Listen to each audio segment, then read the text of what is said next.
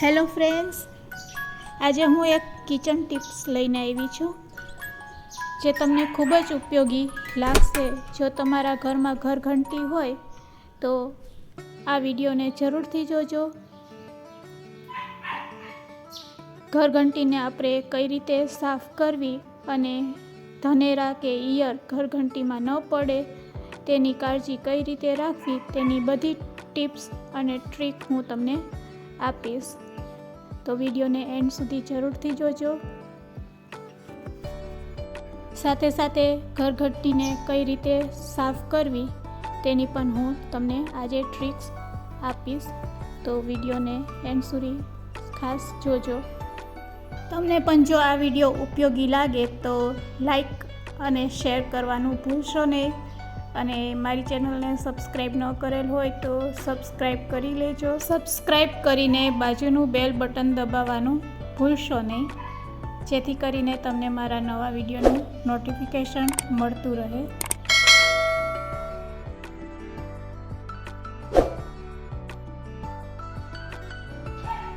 તમારા ઘરમાં જો ઘરઘંટી હોય તો આ વિડીયોને ખાસ જોજો.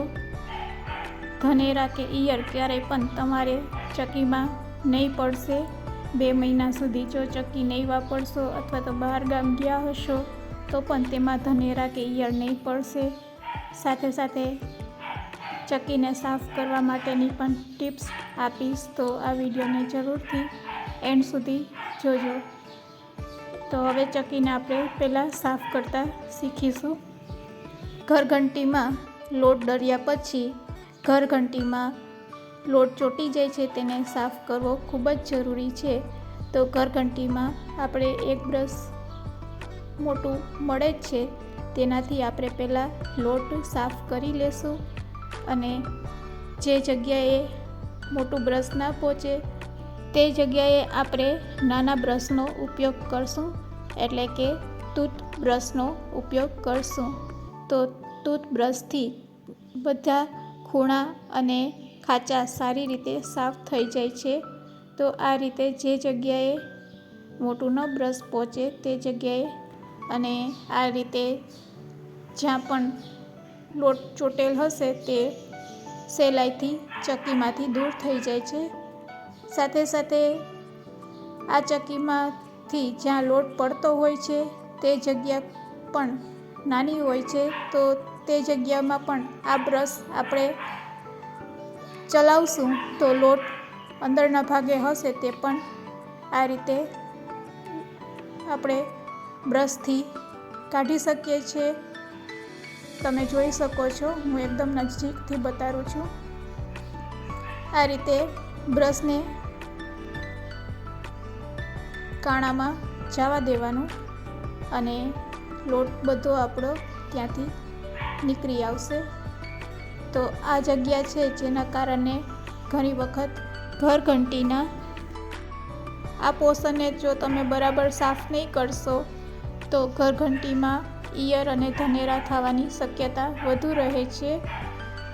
લોટ રહી જાય તો ધનેરા અને ઈયર પડે છે, અને જો લાંબો સમય માટે ઘરઘંટી બંધ રહી તો ઈયર કે ધનેરા પડે છે.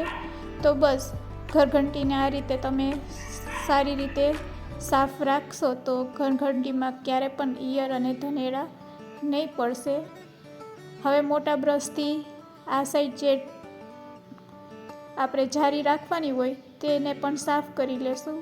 તમે નીચે જોઈ શકો છો લોટ કેટલો બધો આપણે ભેગો થઈ ગયો છે, તો તેને આપણે કપડાથી ડીશમાં કાઢી લેશું. આ રીતે એક ડીશ રાખી અને કપડેથી તેને લઈ લેશું. સાઈડમાં જ્યાં પણ લોટ લાગે તેને બ્રશથી આપણે સાફ કરી લેવાનું.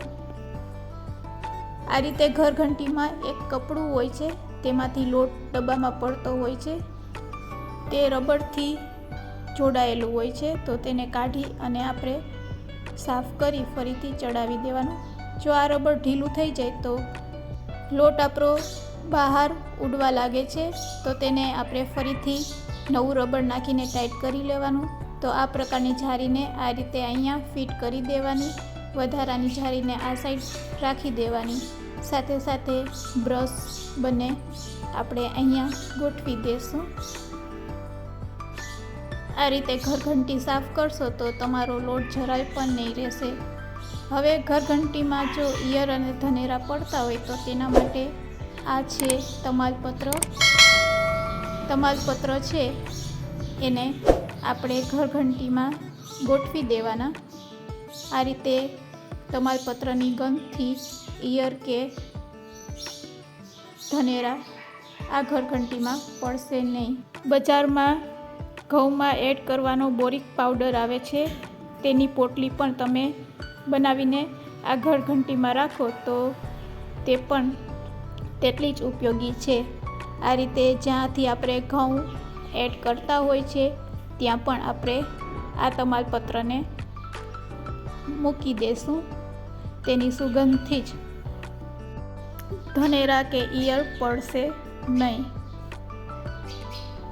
આ જ રીતે આપણે ઘરઘંટીની પાછળના ભાગને પણ ઓપન કરી ત્યાં આપણે 6 જેટલી જારી સાથે મળે છે તે રાખેલું હોય છે.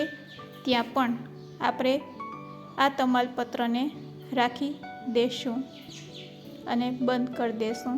તો આ છે આપણી ઘરઘંટીને સાચવવાની 1-2 ટિપ્સ, જેને ધ્યાનમાં રાખશો તો ઘરઘંટીની જારીને કઈ રીતે ઉપયોગમાં લેવી તેની ઇન્સ્ટ્રક્શન પણ ઘંટી ઉપર આપેલ હોય છે. અને સાફ કરેલી ઘરઘંટીને એકવાર આ રીતે કપડાથી લૂછી લેવાની અને પછી જ ઘરઘંટીને આપણે બંધ કરશું.